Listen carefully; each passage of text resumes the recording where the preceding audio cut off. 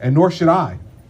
And we should all acquit ourselves in a way that we believe is consistent with the teachings that we follow, if we follow certain teachings from a religious perspective. That's what I'll always continue to try to do. I mean, for instance, I'm a Catholic, but I've used birth control, and not just the rhythm method, okay?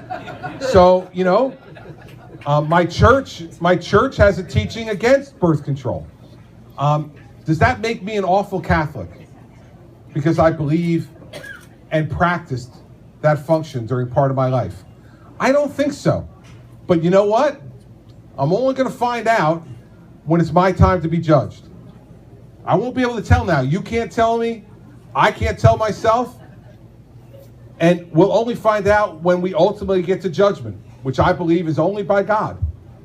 And only at the time when he calls us to come and meet that judgment. So we'll all be judged. That I'm confident of. We'll all be judged. And so, you know, we'll see what happens. The good thing for me is I won't know till it's all over. And neither will you. But let's try to conduct ourselves in a way that has respect for each other's beliefs, even though we might respectfully disagree on certain things that you might bring up. Can you just address the civilian deaths? I mean, can we get... And listen, war is a very difficult thing, but self-defense has always been acknowledged by religion as something that's appropriate. You just mentioned an eye for an eye. It's collateral damage. Well, I understand that, and you know what? Human beings are imperfect. And if you're waiting for the perfect war, you're never going to find it. Never has been one in human history. I'd love to avoid war. Everybody would. But there have been times when we couldn't avoid war. The fact is, I'm glad our country stood up against Hitler and the Japanese in World War II, or this world would have been a much different place if we hadn't.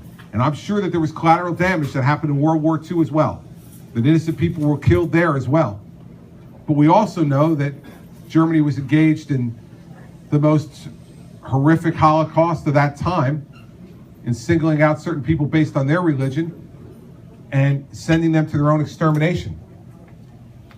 How do you balance that? So I just think that, quite frankly, with all due respect, these things are a lot more complicated than all that. And we have to both acknowledge and respect the complexity of these things and not just look at them from a black and white perspective, because I don't think they are black and white. Thank You got it. Yes, ma'am, in the back.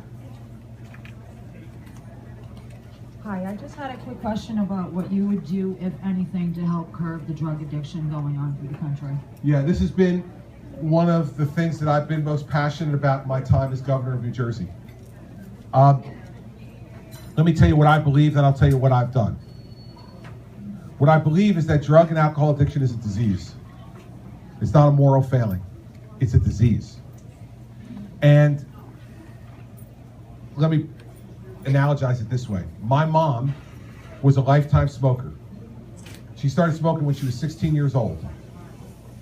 And by the time the Surgeon General report came in 1964, she was 32 years old.